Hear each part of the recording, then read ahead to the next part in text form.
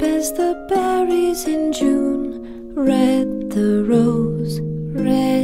rose, skin pale as the light of the moon, gently as she goes. Welcome to Snark Theater, where bad fiction gets blasted. I hope by now you have all recovered from the horrors of our last episode, and I wish I could say that the next one starts off a little better. But the first line of chapter 16 is, Jean-Claude's coming. Multiple entendre. Jason informs Anita and Nathaniel that Jean-Claude is on his way, but Asher shows up first because he felt the call. He came to stand beside the bed, but his gaze went to Nathaniel's body, to the blood. I felt.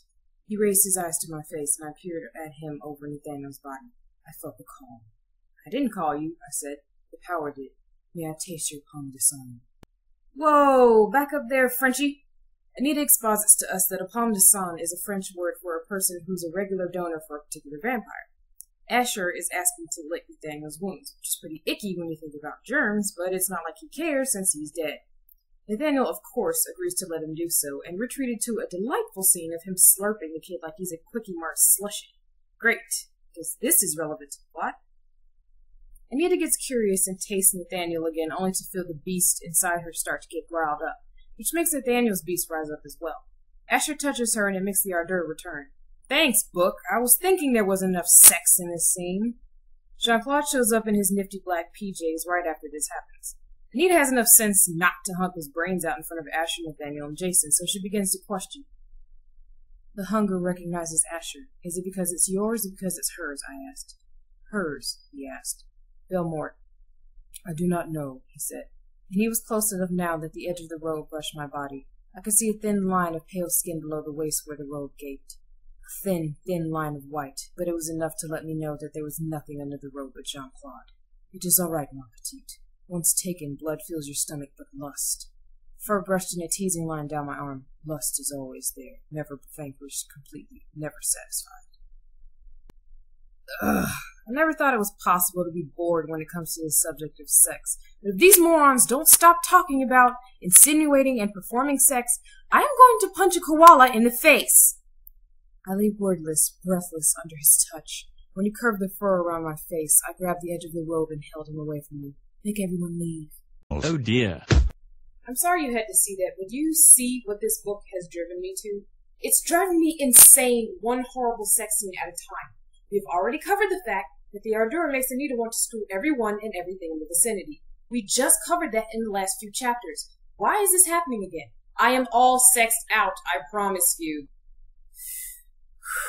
Okay, now that I've gotten that rant out of the way, let's continue.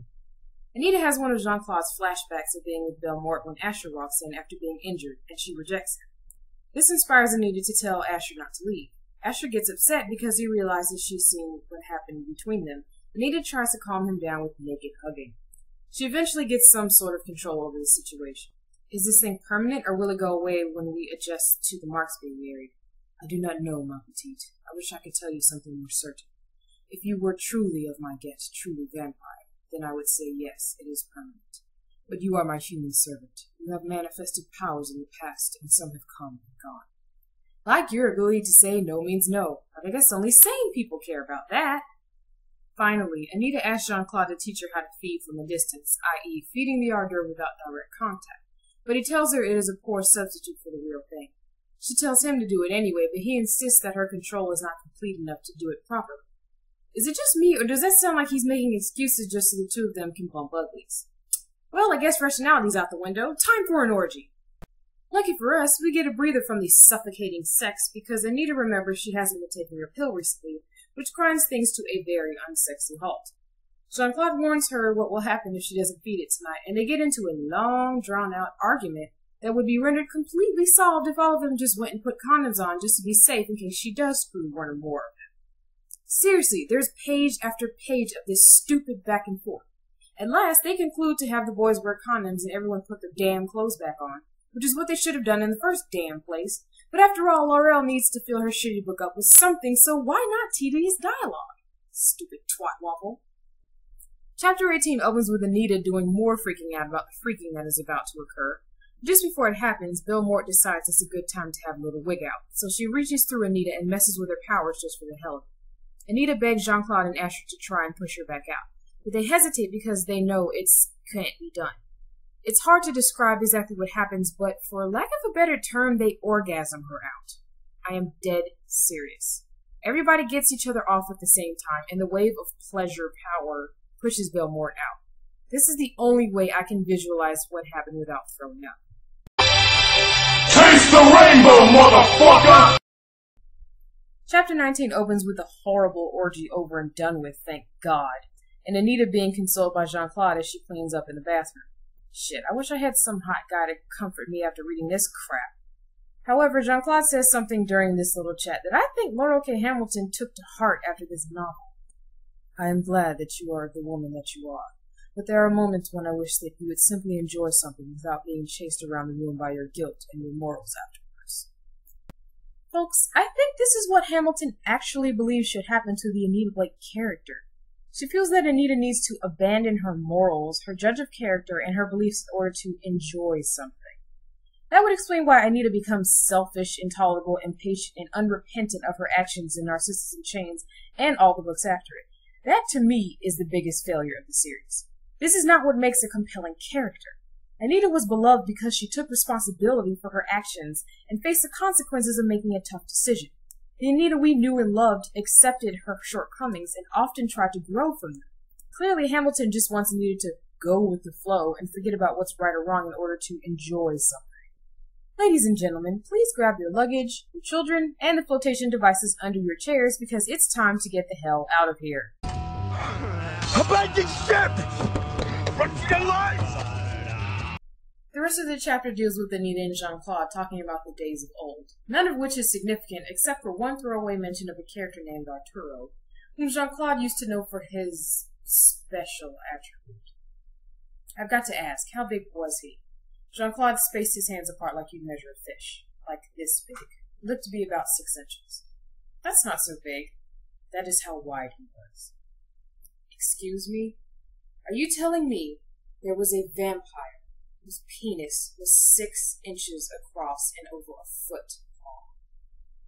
I cannot express my anger at this admission right now because it would most certainly blow out my microphone, so I'm going to let the nostalgia critic do it for me. This is stupid! This is stupid! Stupid! Stupid! Stupid! Stupid! Stupid! Stupid!